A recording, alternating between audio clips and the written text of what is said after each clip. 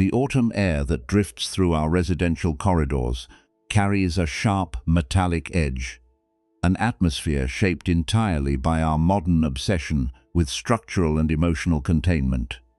We walk through the heavy, glass-paneled lobbies of our apartment complexes, passing beneath the black blinking lenses of security cameras that record our movements from 3 different angles, our ears filled with the rhythmic, mechanical click of electronic card readers unlocking reinforced steel gates. We listen to the solid, satisfying thud of the deadbolts sliding home behind us as we enter our private sanctuary spaces that have been soundproofed, insulated, and chemically scrubbed to ensure that not a single vibration from our neighbors can penetrate our personal perimeter. We look at the smooth, unblemished geometry of our living rooms, where the clutter of the outside world has been completely banished, and we feel a momentary, superficial wave of relief. We tell ourselves that we have succeeded in creating a sanctuary, a clean, sovereign territory where our energy can remain uncompromised, our time can remain unmolested, and our personal peace can be defended against the chaotic, predatory demands of modern urban existence. Yet, if we stand perfectly still in the center of our quiet rooms, the silence we experience does not feel like the rich, fertile stillness of a valley at dawn. It feels like the thin, suffocating pressure of an oxygen-depleted vault. We look at our digital devices, where our social perimeters are policed by an endless array of block buttons, mute functions, and customizable filtering systems, and we perceive the distinct, chilly atmosphere of an unacknowledged exile. We have become a society of hyperbounded entities, an interconnected collective of solitary fortresses, each of us fiercely defending a tiny kingdom of one. We have taken the beautiful, deeply necessary language of contemporary psychology, the concepts of boundary setting, energy protection, and cutting tie sand. We have twisted them into an aggressive, weaponized system of relational embargoes. We use our therapy terms not to help us navigate the difficult, clumsy choreography of human love, but to justify a radical, fearful withdrawal from the inherent messiness of intimacy. We have built our lives around the absolute minimization of relational friction, treating every unexpected demand, every emotional misattunement, and every awkward encounter as an intolerable violation of our personal space. In this relentless pursuit of an unshattered sovereignty, we find ourselves deeply, fundamentally stuck. We are caught in a brilliant, self-generating paradox, where the higher and thicker our defensive walls become, the more terrified and fragile our hearts become when forced to step past the gate. We have optimized ourselves into a state of acute relational starvation. We look at our social calendars, our carefully screened friendships, and our highly managed partnerships, and we feel a profound ambient grief, the grief of an ecosystem that has been completely cut off from the wind, the rain, and the shifting seasons.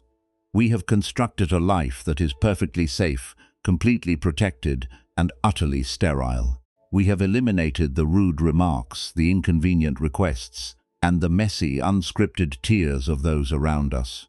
But in doing so, we have also eliminated the spontaneous bursts of joy, the deep, unpredictable moments of shared sorrow, and the raw, unpolished warmth of genuine human belonging. We sit alone in our fortresses of peace, perfectly aligned and completely untouched, slowly dying from a total lack of contact with the living earth of relation. We look at one another across the polished tables of our corporate offices, or through the cold glass panes of our video screens, and we participate in a highly sophisticated, multi-billion-dollar campaign of mutual isolation. We use the vocabulary of self-care to mask a deep systemic selfishness, telling our friends and lovers that we simply do not have the capacity to hold space for their struggles, that we must protect our peace, and that we must prioritize our own alignment above all else.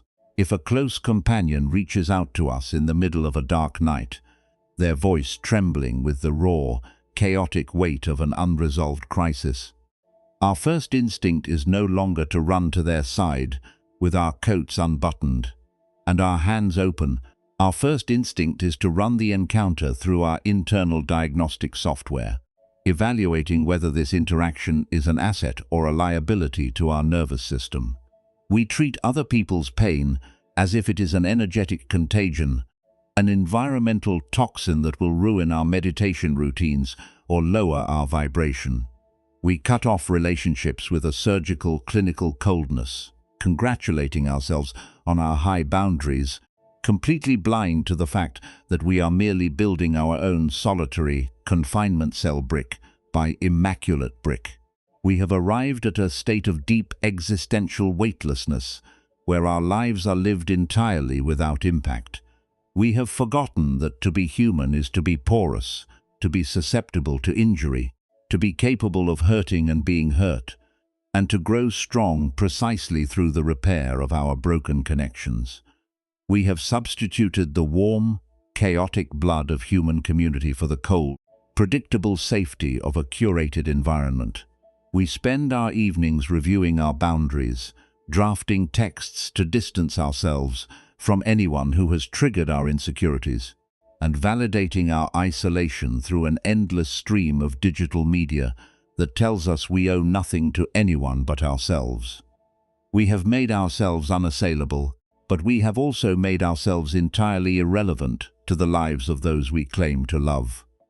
We feel this isolation as a subtle, throbbing ache in the center of our chests, a phantom sensation that reminds us of the heart's ancient, native capacity to expand, to yield, to shatter, and to interbreathe with the entire cosmos. We are homesick for a world where we were brave enough to be messy, where we were resilient enough to handle a conflict without running to our safety protocols, and where we could look into the eyes of a suffering human being without calculating the energetic cost of our compassion. We are terrified to lower our iron gates, because we know that the moment we drop our defenses, the entire raw, unfiltered torrent of human life will rush in to meet us. We will have to face the unpredictability of love. We will have to stand in the middle of arguments without our clinical scripts, and we will have to endure the deep, beautiful, and terrifying vulnerability of being seen as we truly are, flawed, unfinished, and deeply dependent on the kindness of others. We have built our entire identity on being the one who is contained, the one who is protected, the one who has mastered the art of the boundary, and the thought of becoming soft, permeable, and susceptible feels like a total annihilation of the ego. But it is precisely within that annihilation, precisely within that surrender of our iron fences, that our true liberation waits, calling to us through the frozen armor of our chests to open the door, step past the perimeter, and finally dare to touch the world. To observe the full expansion of this modern fortress mentality, we must look at the archetypal figure of the hyperbounded protectionist, an individual whose entire life is a beautifully managed masterclass in relational containment. This is someone who is exceptionally literate in the latest models of contemporary psychology and somatic health. Someone who can define an emotional violation or an attachment trigger with the swift, analytical precision of a high court judge. They have spent thousands of dollars on therapeutic workshops, studied advanced manuals on nervous system mapping, and designed their daily schedule as an unassailable circuit of self-preservation. When you speak to this person, their boundaries are not just set, they are broadcast like an invisible high-voltage current that keeps you standing exactly 3 feet away from their chest. Their interactions are polite, impeccably clean, and stripped of any spontaneous, unscripted intimacy. They pride themselves on their ability to cut off low-vibration associations or toxic relationships with a swift surgical stroke of a digital keyboard, believing that this absolute isolation is the true measure of their spiritual maturation and personal empowerment. But if we step behind this impressive wall of psychological terms, if we possess the eye of a trained anatomical investigator, we can see that this person's physical body has been converted into an absolute prison of iron muscle and frozen bone. Consider the shoulder blades and the upper back of this hyperbounded individual. If we look closely at the tissue surrounding the rhomboids and the trapezius muscles, we find them held in an unrelenting, permanent state of isometric contraction. The shoulder blades are pulled slightly inward and clamped tight against the spine, as if trying to fuse together into a single, immovable block of bone. This is the physical infrastructure of the rear shielder, mechanical locking mechanism, designed by the subconscious mind to protect the back of the heart from the unseen betrayal of the world. Because this person believes that an unexpected impact from behind a sudden criticism, an unreciprocated love, or an accidental abandonment will destroy their internal alignment. The back of the chest is kept permanently armored. The muscle fibers have lost their natural spring-like elasticity and have transformed into dense, unyielding bands of fibrous tissue that choke off the blood supply to the upper spine, leaving the person walking through the world with a rigid military stiffness that they mistake for spiritual alignment. Moving around to the front of the body, we observe the cold, calculated tension that structures the throat and the vocal cords. When this individual speaks about their boundaries, their voice does not carry the warm, resonant frequencies of a soft throat. Instead, it is delivered with a flat, unmodulated neutrality that sounds almost clinical. The vocal cords are tightly policed by the laryngeal muscles, ensuring that the tone never wavers, never hitches, and never betrays a single drop of raw, unpolished human emotion. There are no spontaneous gasps of wonder, no ragged pauses of uncertainty, and no loose, vulnerable tremors of genuine longing in their speech. Every sentence is pre-filtered through the internal defense software, stripped of its raw edges before it ever reaches the lips. This chronic tightening of the throat acts as a linguistic gatekeeper, a physical filter, ensuring that only approved, optimized, and entirely safe phrases are allowed out, and that no unpredictable emotional demands from the outside world are allowed in. The throat has become a narrow, restricted toll booth on a high-security highway, and the price of passage is the total elimination of all human warmth. The most devastating toll of this hyperprotection, however, is mapped directly onto the intercostal muscles, the thin bands of tissue that weave between the 12 ribs of the human chest wall. For the hyperbounded individual, the entire rib cage has been converted into an inflexible cage of solid steel.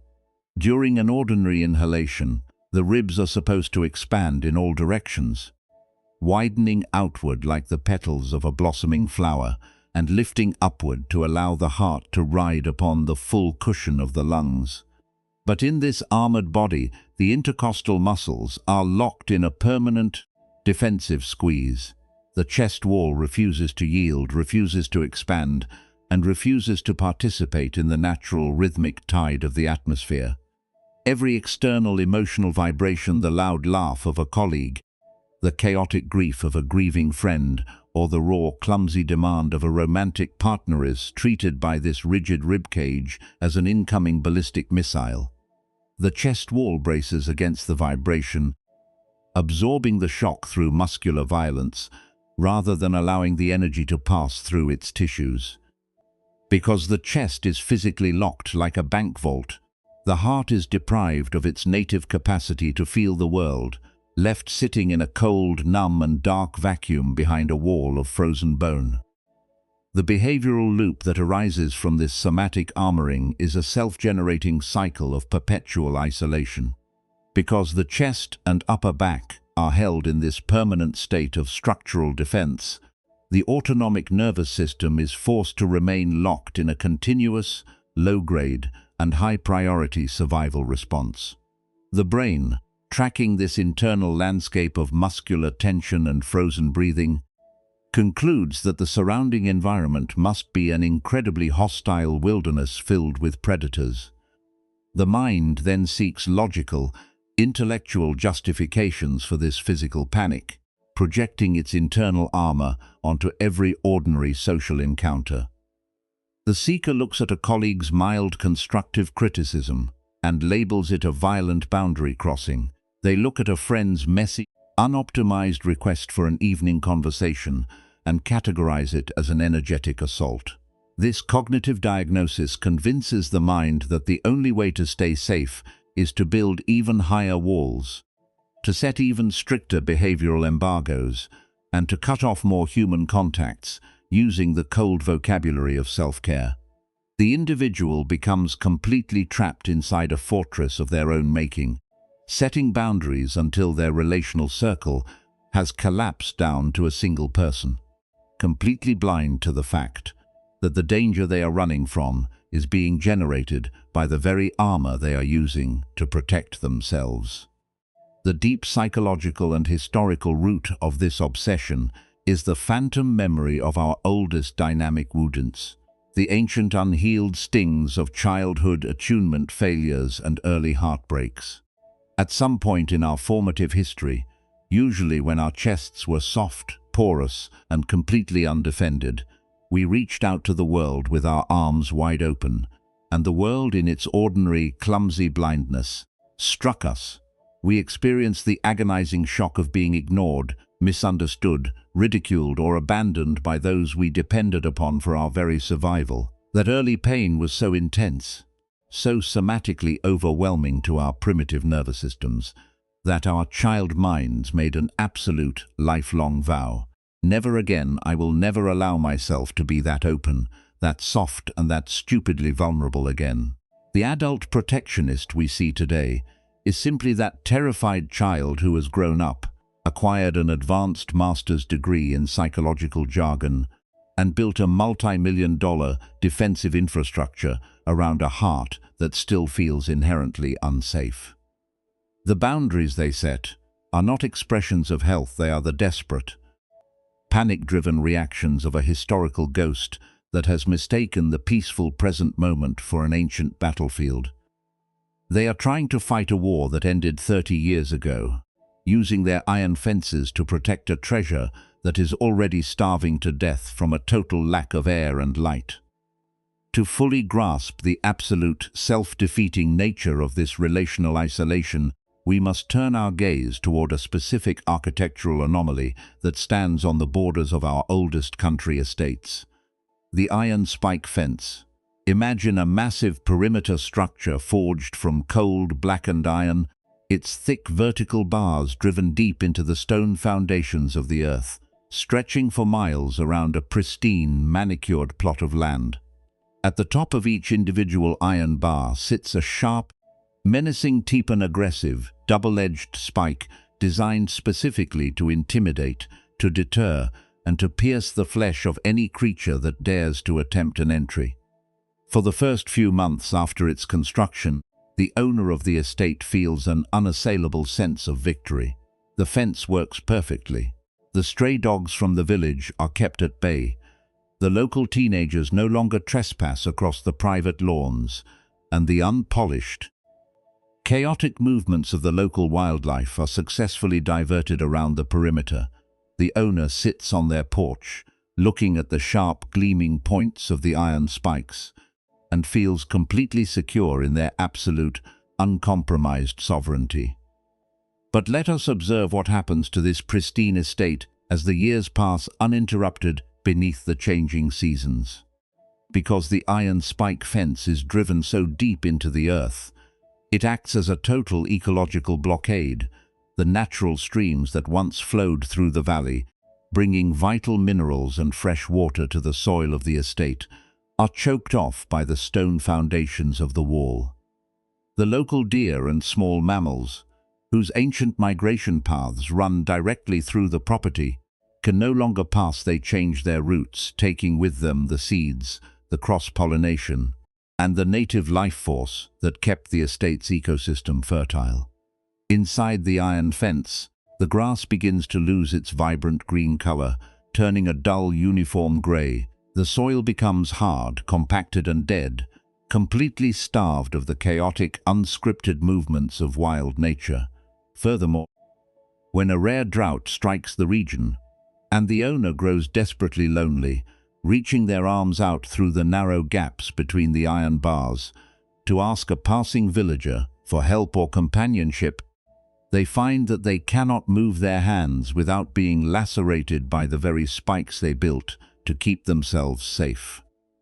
The fence does not just keep the world out, it traps the owner inside a dead, sterile wasteland of their own making, piercing the very hands that try to restore connection.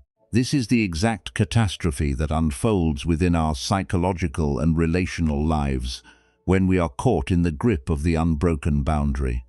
The iron spike fence is our weaponized psychological armor, the rigid, defensive limits and clinical behavioral embargoes we deploy under the guise of protecting our peace.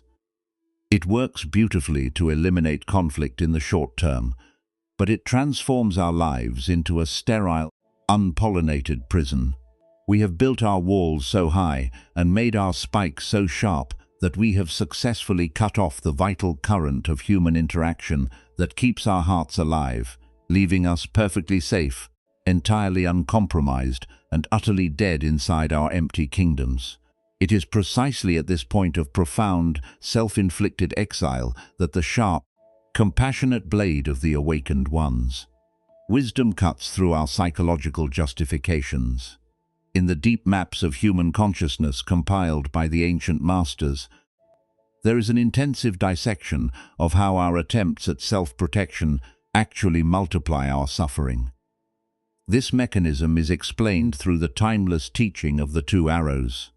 When an ordinary person steps out into the world and engages in the messy, unscripted choreography of human relation, they will inevitably be struck by the first arrow.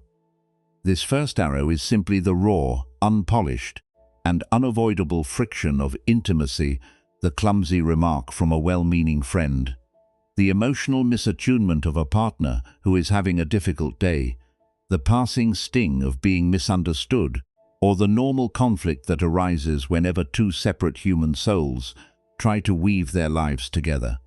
This first arrow is uncomfortable, but it is honest, localized, and a natural part of the contract of living. It is the price of admission to the human theater. However, for the hyperbounded protectionist living behind the iron spike fence, the arrival of this first arrow is treated as an existential assault, a malicious violation of their sovereign perimeter. Instead of allowing the scratch to be felt, to be tended to, with the warm, vulnerable fluids of self-compassion and open communication, they immediately notch a second arrow into their own bow and drive it deep into the wound. But this time, the second arrow is fashioned out of weaponized therapeutic concepts. The mind instantly explodes into a frenzy of judgment and defensive escalation. This person is toxic. This interaction is a violent violation of my boundaries. I must protect my energy and cut them off to preserve my alignment. This is the ultimate tragedy of the modern boundary, obsession using the language of healing to execute acts of relational violence, nursing our pride and our resentment while withdrawing into a state of unassailable cold exile. We suffer not from the clumsy actions of others, but from our own frantic refusal to endure a single scratch of human friction, choosing to bleed to death from the second arrow of our own proud isolation. The core fallacy that drives this performance is the illusion of the indestructible, independent ego. The hyperbounded mind operates under the delusional belief that it is an independent country, a separate psychological island that can survive, thrive, and remain perfectly healthy without interbreathing with the surrounding ecosystem. We treat our personal energy as if it is a private bank account that must be defended against thieves, completely blind to the supreme law of nature, the law of interdependence. The awakened one looked deep into the fabric of the cosmos and realized that nothing exists on its own. There are no independent perimeters in a universe where everything flows through everything else like an ocean current. The heart is not a vault, it is a valve. If a valve is locked shut permanently to keep the dirty water out, it completely chokes off the internal flow of life, causing the pump itself to seize and die. The ancient sages reminded us that true emotional security is not found by building a thicker iron fence to keep the mess of the world at bay. It is found by realizing that the separate, fragile me we are trying so hard to protect does not actually exist. Our true nature is the vast open space of awareness itself, a space that is so empty, so spacious, and so fundamentally permeable that when the arrows of human clumsiness are thrown at it, they find absolutely no target to strike, passing completely through our open hearts without leaving a single wound behind. The realization that our iron fences have merely transformed our sanctuaries into tombs does not mean we must violently tear down our entire life architecture in a single evening. Rather, it provides us with the first genuine opportunity to open the gates with our own hands. We stand at the edge of our isolated perimeters, looking at the sharp, menacing points of the iron spikes we have forged, but now we see them as monuments to our own historical terror. The question shifts from how do we stay safe to how do we cultivate the deep, internal capacity to move through a chaotic world with a soft, receptive, and completely unshatterable heart. This requires a profound architecture of internal retraining, a systematic process of mind and body cultivation that allows us to dissolve our weaponized self-protection and step into the majestic ease of boundless permeability. We must learn the practice of boundless softening, training our tissues and our thoughts to become so spacious that the friction of the world can pass directly through us without creating a wound. The first step in this architecture of retraining is the deliberate physical deconstruction of our front and rear shields, beginning with the thawing of the frozen armor behind the shoulder blades and upper back. Because we have spent years pulling our shoulders back and down to protect the back of the heart from unexpected impacts, the muscles of the rhomboids, the levator scapulae, and the middle trapezius are held in a chronic cement-like lock. We begin by directing a soft, heavy, and entirely uncritical awareness directly into this posterior wall. In the middle of an ordinary day, while sitting in a tense meeting, driving a car, or looking at a digital screen, we invite the shoulder blades to drift slowly apart. We imagine the dense, fibrous bands of tissue along the upper spine melting like wax under a midsummer sun, allowing the back of the chest to grow wide, spacious, and relaxed. We let the shoulders slide forward just enough to restore their natural, spring-like elasticity, acknowledging that we no longer need to carry a heavy cast-iron breastplate to survive our daily encounters. As this rear shield thaws, we allow our awareness to roll around to the front of the body, initiating a deep, somatic unfreezing of the intercostal muscles that weave between our 12 ribs. We look at the rigid, steel-like cage we have constructed around our hearts, and we deliberately invite it to yield. During each inhalation, instead of tightening the chest wall to repel the environment, we actively encourage the ribs to expand outward and lift upward in all directions, allowing the lungs to fill to their absolute maximum capacity. We let the breath become wide, round, and unrestricted, dropping straight past the unclenched gate of the throat and down through the solar plexus into the soft, unguarded cavern of the lower belly. We release the tight abdominal contraction that we have maintained to project an illusion of thinness or control, letting the belly swell naturally with every breath, like an old leather sail catching a sudden sea breeze. By unfreezing the rib cage and opening the belly, we break the physical infrastructure of our isolation, transforming our bodies from hard, reflective billiard balls into deep, porous instruments of resonance. Within this soft, somatic framework, we introduce the practice of the unshielded ear. This is the mental and behavioral discipline of listening to the raw, unpolished, emotional states of those around us, without filtering them through our defense software. without diagnosing them with psychological jargon, and without setting an immediate boundary. When a colleague, a partner, or a family member speaks to us from a place of chaotic grief, frantic anxiety, or unrefined frustration, we do not reach for our clinical scripts of emotional protection. We do not quickly cut off the conversation by telling them that we do not have the capacity to hold space. Instead, we sit perfectly still, plant our feet firmly on the ground, drop our shoulders, unlock our jaws, and allow their words to land directly on our soft, bare chests. We listen not just to the concepts they are uttering, but to the raw acoustic frequencies of their pain, the high-pitched strain in their vocal cords, the ragged catching of their breath, the heavy sigh of their exhaustion. We let these vibrations enter our ears and wash completely through our open rib cages, our muscles, our blood vessels, and our nervous systems, refusing to build a single wall of mental resistance. We train the mind to realize a profound cosmic truth. Other people's emotions are not weapons designed to destroy our alignment. They are merely temporary currents of energy passing through the shared atmosphere of the room. If we do not brace against them, if we do not lock our intercostal muscles to fight them, the energy does not stick to us. It enters our open space, resonates within our tissues for a moment, and passes out through our wide, relaxed backs, leaving our hearts entirely unshattered and deeply connected to the living web of humanity. As we stabilize this capacity to interbreathe with the world, we must intentionally lean into the friction of relation, retraining the mind to treat the clumsy clashing of human hearts not as an energetic assault, but as the essential, sacred polishing of our unvarnished nature in our daily lives. This means we stop treating conflict as a reason for exile.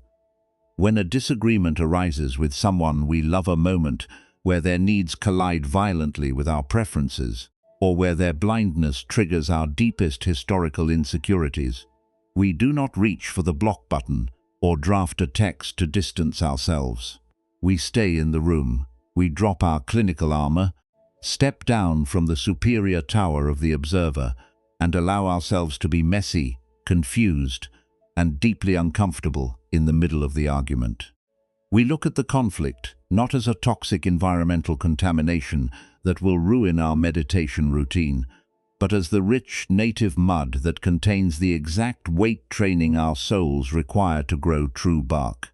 We understand that a boundary that can never be crossed is not a line of health, but a symptom of profound structural weakness. We allow ourselves to endure the scratch of being misunderstood, the heat of an argument, and the awkward, clumsy process of repair, realizing that true emotional resilience is not the capacity to remain perfectly serene behind an iron fence, but the sovereign courage to let our egos be thoroughly bruised, broken open, and dismantled by the demands of love.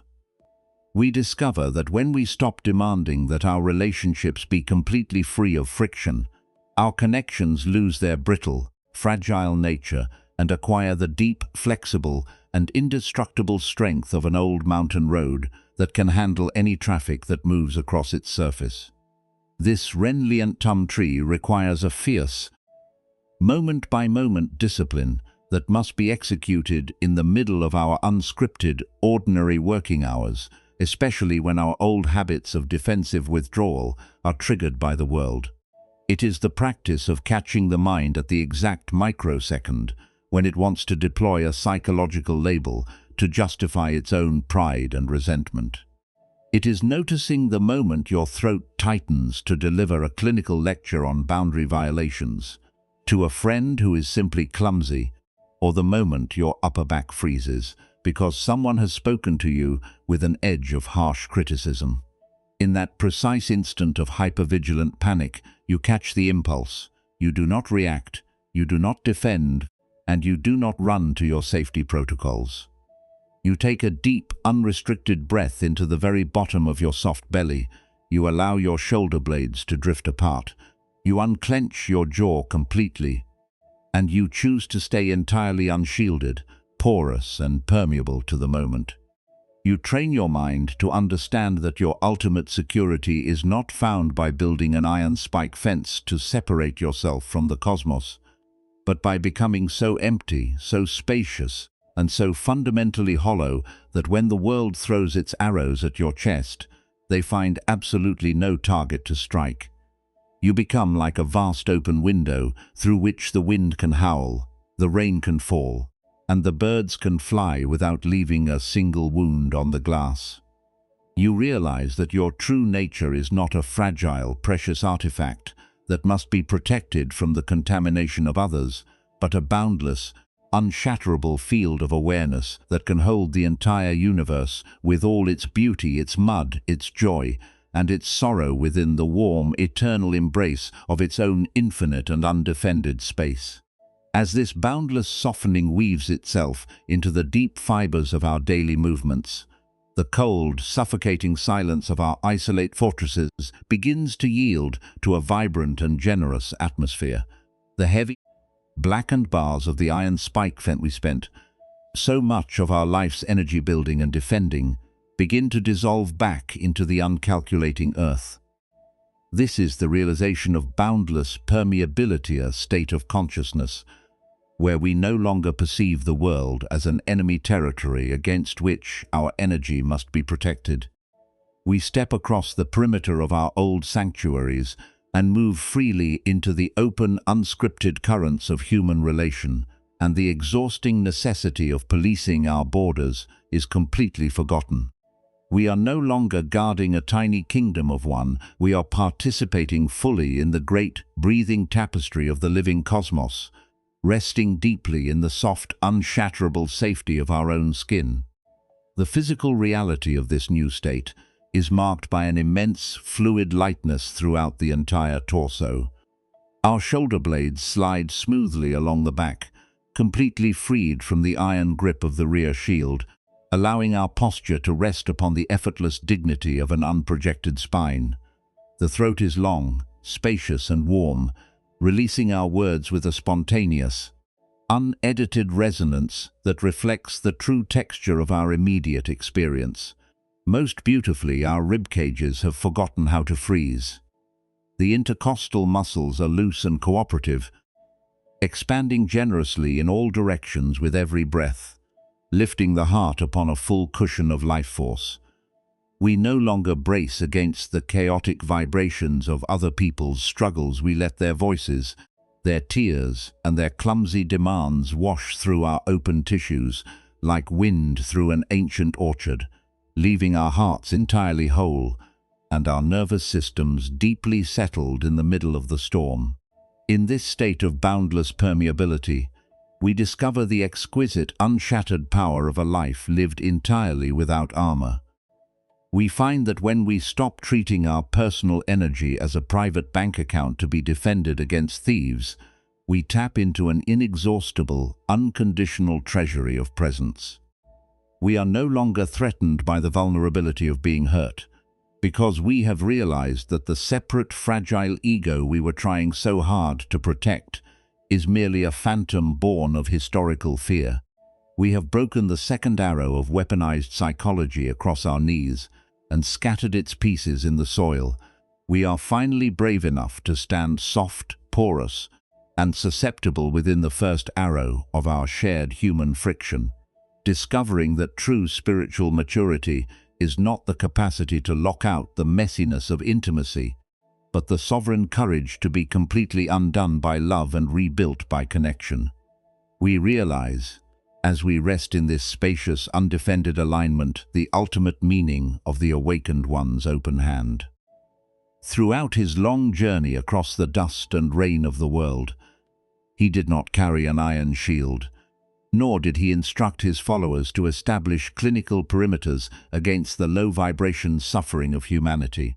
He walked into the middle of crowded villages, sat with thieves, embraced the grieving, and stood before kings, presenting an completely open, undefended chest to the entire cosmos. When his disciples asked him how to protect themselves from the insults, the attachments, and the inevitable heartbreaks of the world, he did not offer them a manual on boundary setting or a script for cutting cords. He pointed to the vastness of the space around them, reminding them that if a man throws a torch into the sky does not catch fire, it simply allows the flame to burn, to illuminate, and to extinguish itself within its boundless, empty embrace. He was showing us for all eternity that our true sanctuary is not found by building a wall against the world, but by becoming the sky itself. We stand now at the absolute boundary of our old fortresses. The iron gates swung wide open, the sharp spikes rusting silently in the cool grass beneath our feet, no longer needed by a creature that has remembered how to interbreathe with the universe. The deadbolts have been slid back, and the clinical soundproofed isolation of our past has been replaced by the rich, chaotic music of the open street. We look down at our own hands, at the soft rhythmic rise and fall of our unshielded chests, and we realize that we are finally ready to step past the perimeter and begin the real messy work of loving. We can choose to run back into the vault, to weld the iron bars back into place, to sharpen our spikes with new psychological labels, and to spend another lifetime perfectly safe, completely protected, and utterly starved inside our empty kingdoms. Or we can choose the path of boundless permeability, walking forward into the volatile, beautiful landscape of our tomorrow, with our hearts wide open, our rib cages soft, and our humanity completely accessible to everyone we meet. As you look into the eyes of the next clumsy, hurting human being who crosses your path today, with all their unoptimized demands and emotional weather, the choice remains entirely yours.